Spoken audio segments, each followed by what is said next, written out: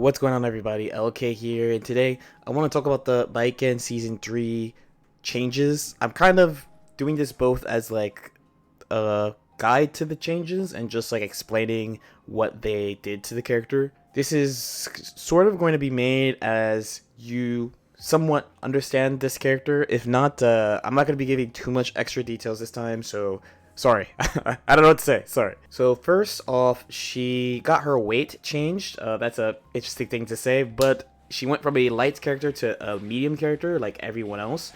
So this does a couple of things. There were some things like this combo I just did where you had to do this differently on lights. It was actually kind of annoying to do on lights, but the downside is that she had a bunch of combos that just did a ton of damage to light characters that you can't really do anymore. So it's listed as a buff on Dust Loop. It's overall a buff. Usually light characters are easier to combo, thus they can take more damage. And even though Baiken has a lot of guts, aka she is hard to kill at the end of her life bar, she does take a good amount of damage at the beginning of her life bar. So the next change is to 6k. So 6k got a pretty big buff that people haven't really talked about at all, and I've been using quite a bit.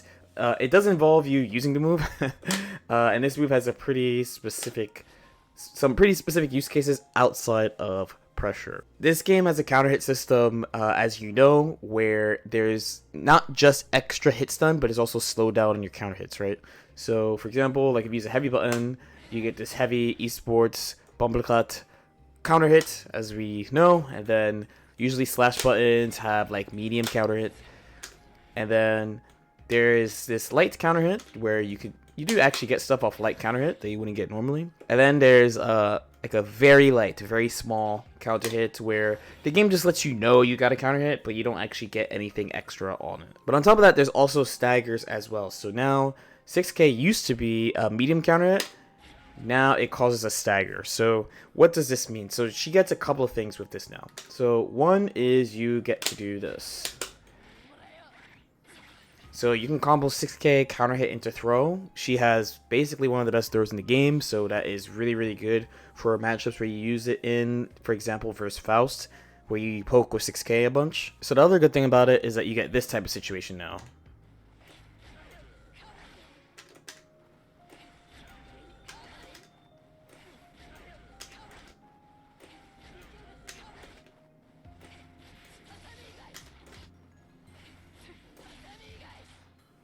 So because of being able to get a staggering counter hit, you can do 6k counter hit into S kabari, and using the slowdown system, you can get Tatami Gaishi on block or on normal hit, and then S kabari on stagger.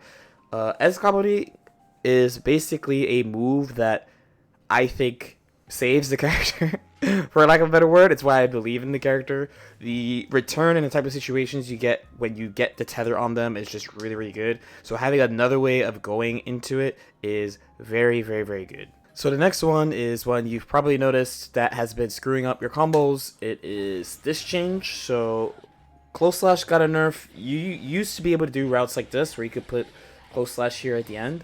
I don't really know why they nerfed this besides everyone has damage reductions, and I don't think it like actually affects her damage that much. Like I'm not like feeling it as a nerf. For me, this is more of an annoyance than anything else. Of like, like I have to change this route, or I did this long combo into RC and I'm trying to like push them to the corner, but I forgot I did a couple of close slashes, so now the third one drops. It's something you do have to pay attention to. It takes a little while to get used to, but even though it's a nerf, I just think it's just annoying and not like, oh my god, she's ruined type thing. So next we have to talk about the tether itself. So it has a couple of small buffs here. So one is that it's faster, where it used to be 31 frames. Apparently, according to Dust Loop, it's 29 frames now. And they reduced the active frames by 1 frame, and then now there's like a forced recovery animation, so she's always going to be +2 no matter what. The forced recovery kind of makes it so that, like, let's say if she was like a little further and she did it, she would technically be more plus. So by having the same recovery no matter what, she'll just be +2 no matter what. They also fixed the tether bug, so I think there's more than one way to do this, but the one that I noticed the most would be if you bursted something like this. So, just an example. So, in the previous version, this is the only case that I saw often where the tether would stay on. I didn't actually think this is a bad thing necessarily, but it's clear they didn't want it. They had that in the game in a bunch of cases when she launched, and they got rid of it in like basically 90-95% of cases besides like this one, and apparently there was another one, but I didn't really see that. So anyway, how does S kabari change affect you? So one, you could just do it way more. You could just do it in pressure way more, and it's just a little bit harder for people to react to. Combos are functionally the same. I have found it to be a little bit odd, if anything, because at 38 frames, it was auto time to do it up Roman cancel into S kabari, which is what I used to do quite a bit because it was burst safe. In this version, I have definitely missed it sometimes. Sometimes I do it too quickly, so there's that thing to keep in mind. I don't actually know if it being faster affects some of the new strings she has. So, for example, what we touched on before with 6k stagger into S kabari, or she also has like Wild Assault into S kabari that is airtight on block. So basically at the moment, it's just that you could use it in a more liberal fashion in strings. So next is H kabari. So H kabari got nerfed in a fashion that basically all of these moves with follow-ups got nerfed across the cast. So like Chip has this nerf, Ram has this nerf, where both the initial hit and the follow-up hit don't have medium counter hits anymore. For Baiken, it was a pretty big deal. The follow-up counter hit to kabari was basically like one of her best practical starters. So losing this definitely affects her, but it affects everyone else too. And to be honest, you still get a down off this, a hard down for this. So you do still get your normal mix-ups. So I don't really feel this that bad. It definitely makes a risk return on doing the follow-up way different though. But the first hit of H kabari is -3 anyway, so I think that's fine. Also, it does not mean that you can't hit confirm the first hit of H kabari either, so I think that's okay. Then is the big one. This is probably the main one that people are talking about. It is the change to Youzansen. So I'm going to try to explain this the best way that I can. So the last version, Youzansen did this. So this is like a kind of grounded stagger state, where it should be +6 to +8 depending on whether or not you did a normal jump Youzansen or a super jump Youzansen. So outside of conversion ability, because them just popping up like this made it quite easy to follow up with combos. In pressure, I think the main reason they changed this is because of pressure. So when you did the super jump version, you would be +6. So if you landed in close slash, you could hit throws, you could hit backdashes, and you could slide in a strike throw there. It was really strong. Not a lot of people used it. Most Baiken players, what they would be like is, oh, I'm going to put you in the mix, right? And their mix would be quite literally sending it with Youzansen, or going low with something or throwing you, and doing that multiple times. But the risk return on that is not that good, right? Because yes, you get the really good +6 to +8 on hit, but on block,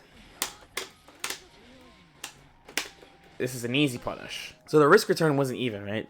The throw obviously is amazing. The low, you get a combo. The Youzansen is, their perspective would be, oh, I'm gonna loop the situation. But rather than doing that, you could show the really strong strike throw immediately. And you know, if she throws you, she wins. Basically, if she throws you, the game's over. So you really don't want to take this. So, and I'm a little sad about that because I just started using that like around Evo. I was like, yo, this is really good actually. So now it launches. So this does a couple things. One, it changes a lot of conversions. Two, you really have to be even more aware to convert the best you can. So the last patch, you could always opt for like a simple combo if you didn't know what to do. Now, if you don't know what to do, you have to kind of chase their knockdown. The Youzansen does give a soft knockdown. Now, if you remember from earlier in the video, actually, if you hit with the back of Youzansen, it is the same as last patch. So for any type of mix-ups, or maybe if you baited an anti-air or something and you hit with the back of Youzansen, it will hit the same way. But for hitting with the front of Youzansen, you have to think about a couple of things. So first I'm going to talk about mid-screen, and then I will talk about the corner. So one is, let's say you get one of these. So before, you would just do like a close slash. My route would be like close slash, Kara Tatami, 5k into whatever. That route was pretty nice because I didn't need to know how far away I was from the corner. So like maybe someone else playing Baiken would be like, oh, you could have done like this air combo and like took him to the wall, bounce him off the wall, something like that. But in the case where I was like, I don't really know if I'm close enough to do it, I had like a nice easy out. For this, now you have a couple of options. So one would be something like this. So this is just, you don't know what to do, so you just take your offense here. So if you feel like you can combo, you will have to learn who is easy to combo in this situation and who is not easy to combo in this situation. It's kind of funny that they made everyone's weight the same, and then they made this type of change because now, rather than be like, oh, I do this on heavies, oh, I do this on lights, oh, I do this on mediums, now I'm more like, oh, like Baiken is hard to combo off this, but like Chip is easy, something like that. I'm trying to still figure out a way to like consolidate it to make it easy to memorize. But if I try this with Baiken, for example,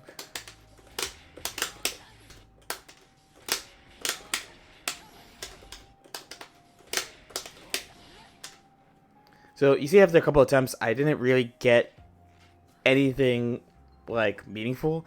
But this mostly comes from that Baiken is kind of skinny when you hit her, so it's kind of hard to follow up here. The good news is if you want to use resource, you could definitely just do whatever you want. You know, that's RC after all. And similarly, you could follow up with Wild Assault.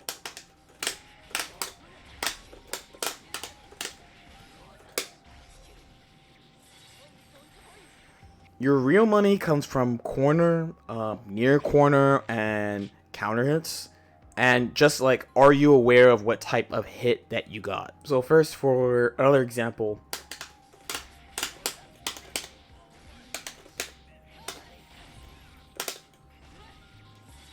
So that's an example on Chip. So Chip in particular and some other characters, not a lot of characters, by the way. For what I just did, it would be reliable on like Mei, Axel, Chip, Leo, Milia, and Zato. So not a lot of characters.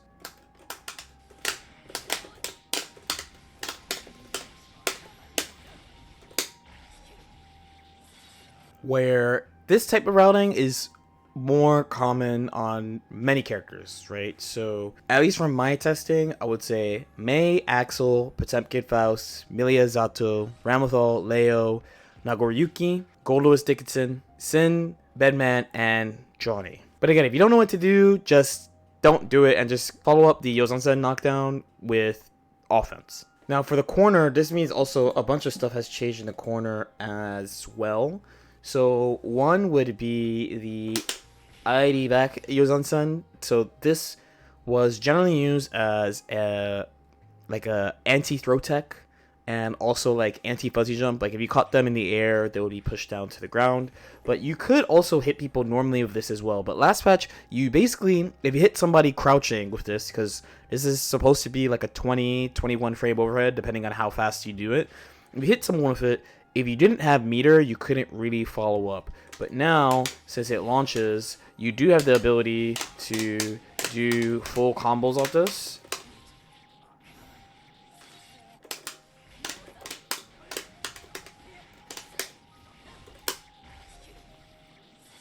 For pretty big damage.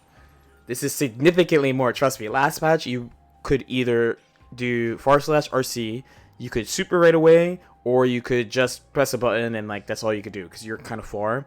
And she can't really convert this on a standing opponent without meter, and it would like float you on the ground a little bit. So this is pretty big. Of course on jump-ins too, you could also go for this if you want. But on jump-ins now too, because of the pop-up,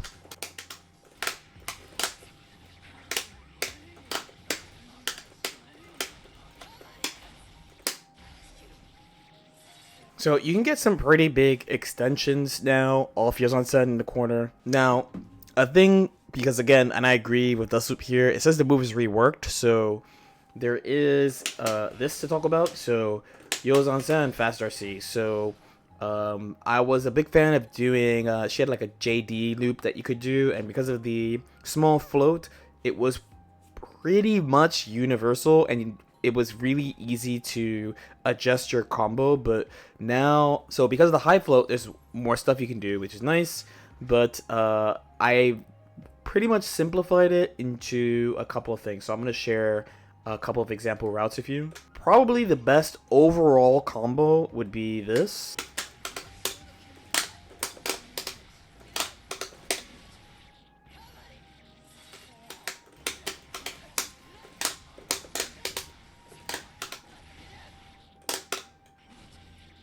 I'm not gonna lie, that combo is a little bit difficult. So basically the way I do this is that I delay the tatami both times. If you do it properly, then that last 5-8 should hit. You can actually do the old combo, but you would have to adjust the middle of it. So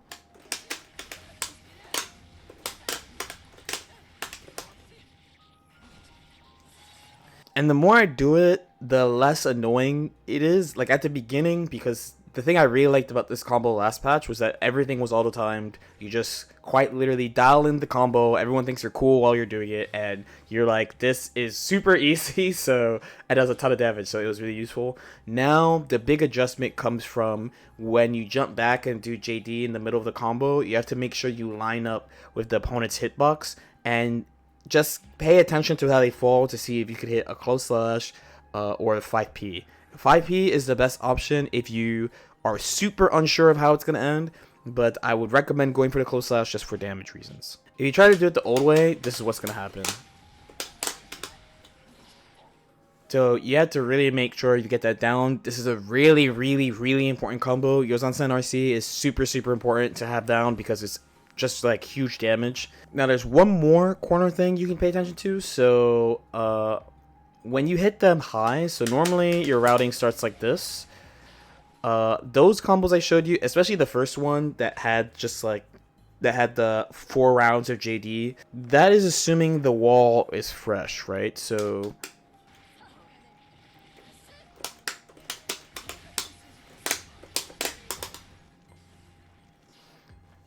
normally this doesn't, you wouldn't think about this too much last patch because you should still be able to fall and do supers and stuff.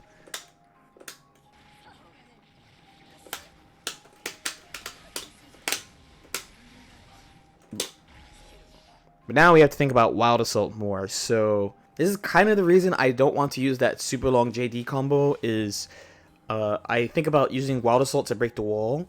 It definitely really helps Baiken. So if you have any sort of wall damage, I actually recommend this combo.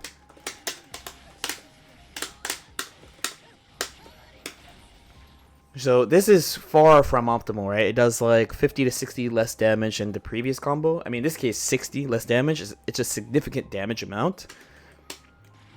But the big benefit is you will keep them low to the ground, and it's really easy to confirm wall splats off this, as opposed to one of the other 2 routes.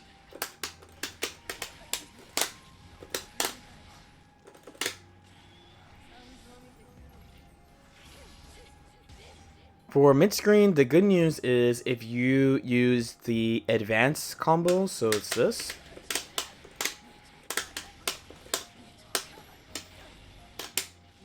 It still works the exact same as before. If you never learned this, you might have to learn it this time because this route that you used to use pops them out really far. Specifically from this position, you could just omit the Youzansen and go into this type of combo. But again, the question becomes what happens when you don't know how far away from the wall you are. So if you do this, then you really don't get much. This is not a lot of damage to be spending 50 meter on, even if you're using fast RC and getting like 20 meter back.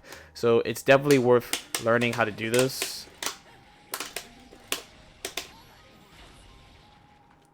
Just because of how much you're spending. Now, the trick to doing this is, you might have heard me mention before that there's two types of Youzansen you can do. You can do a super jump Youzansen or a normal jump Youzansen. So the way that I do it is that I hold down, and you're holding down so that you're storing this down input so that the game doesn't read your input as a super jump. Because if you input Youzansen the normal way, like and I say normal as from the perspective of if you played many fighting games and you're used to doing tiger knee inputs, the game will give you the super jump one by default.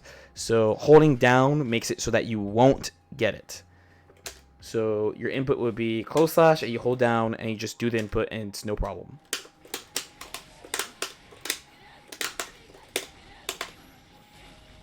The main thing I'm thinking about, final thing with this move, is that since you get more advantage on the non-tiger knee version, it might be worth exploring using it in pressure. I didn't really use it in pressure because I thought the +6 situation was actually better than the +8 situation before. But it's just something that I've been like tossing around in my head. Then next, a couple of quick nerfs. So these are things that have happened across the cast, but for example, there's a nerf to parry. So parry damage went down from 130 to 100. It is pretty significant, I'm not gonna lie. Mostly in that I've definitely had times in matches where I've done parries where I'm like, I win, they're dead, and they don't die. So I definitely feel the difference. The use cases are all the same though. It's still really strong. If you're using any type of defensive techniques like option select parry, which is using parry the opposite way, or parry kara super, all these things are still in the game. So just the return on parry is lower, but the damage on reversals are lower in the game in general. Similarly, the damage on her sword super is also down. Again, everyone has super damage nerfs. Now, both our supers, both the sword super and the gun super, have damage nerf, is what I want to say. But we should also talk about the gun super and what happened to this move. So a couple of things to talk about. So one is what happens when you hit it normally now. So now it's always 2 hits, and the gunshot will cause an explosion that bounces the opponent towards you. This is pretty useful for a bunch of reasons. So for example, this is like a pretty simple combo, and I'm only picking simple combos because after hitting gun, you usually have a ton of scaling, so you can't push the combo a lot. But this situation where you're at the tip of 2H, you basically only have a couple of options. You could either RC towards them, you could do kabari and whiff, as I have many times, or you could do gun. So this helps with her conversion ability a little bit. To be honest, I don't actually think it's a good idea to do like 2H into gun, or like far slash into gun is another one people are saying. Far slash has more merit in that it is much easier to convert far slash gun than far slash RC. Try it yourself doing a far slash RC on a random blocking opponent.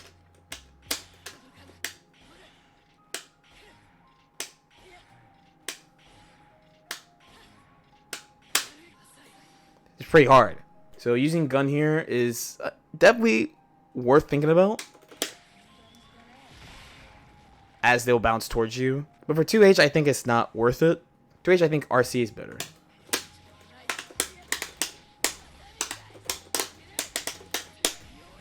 Mostly in that even if you don't hit the red RC, you still get a good combo because you pop them up with 2H, right? So the first actual really good thing about this part of the change is what it means for situations like this. So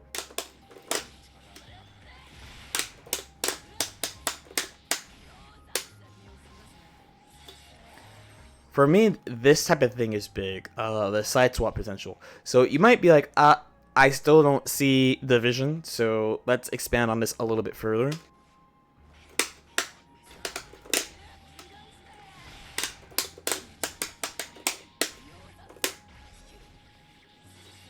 So that's quite a bit of damage off a side swap, right?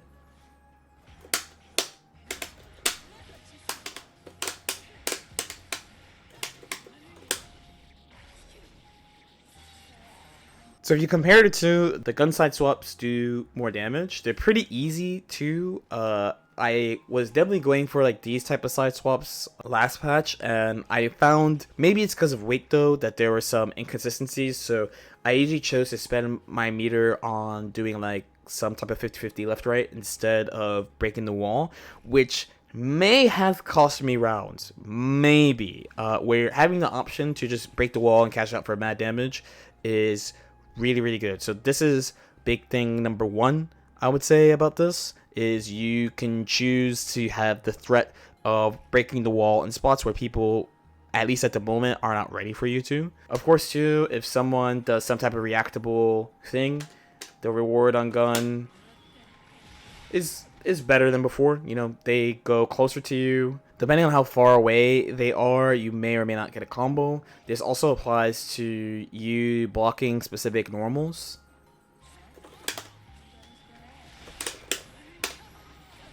This happens much more, which is very nice. A small change is that if the firecracker doesn't hit anything, then no explosion happens. So YOLO gun is definitely weaker than it used to be, but getting the vacuum is, I think, overall very good. So it just means you have to be more precise with the move. But now, I'm gonna talk about something that maybe if you've been looking at all the characters changes, you might have noticed this. If not, then you might be like surprised. I don't know. So basically what they did to gun, right, is that it has a second hit that pushes you towards them. So 1, 2. So this also applies to the air gun, right? So you shoot the gun and it kind of bounces like this, is what I want to say. However, if you position yourself the right way with the air gun specifically, did you notice anything different about this gunshot at all? If you hit the gunshot a specific way, and the way I've described it is basically like a headshot, honestly, you will get a third hit on the air Kenjyu, the air gun. Somewhere in this mess, there's a third hit. So even though they reduced the damage, so it was only a very slight damage reduction too, honestly. It was from 110 total to 100 total. There's also this like third hit here that you can do. So you might be like, okay, that's cool, but that's a really specific position. Like, how are you going to hit people with this really specific position? Honestly, easy. I should say easy, but so for example, let's say you did something like this, right?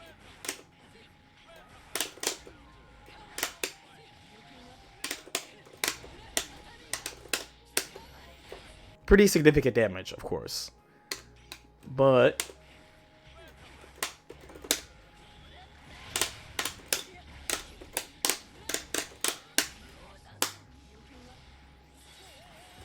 adding this clean hit gun to your DP punches can really, really up the damage. Most DPs in the game, you could do this from like round start position, which is really nice.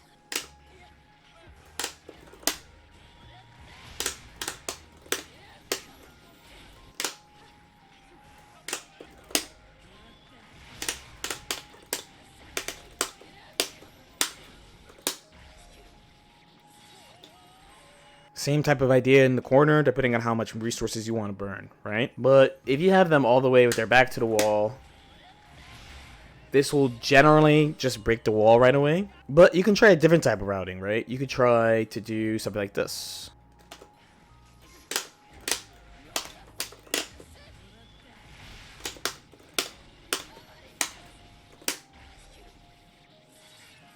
The clean hit gun really, really, really ups her punish potential.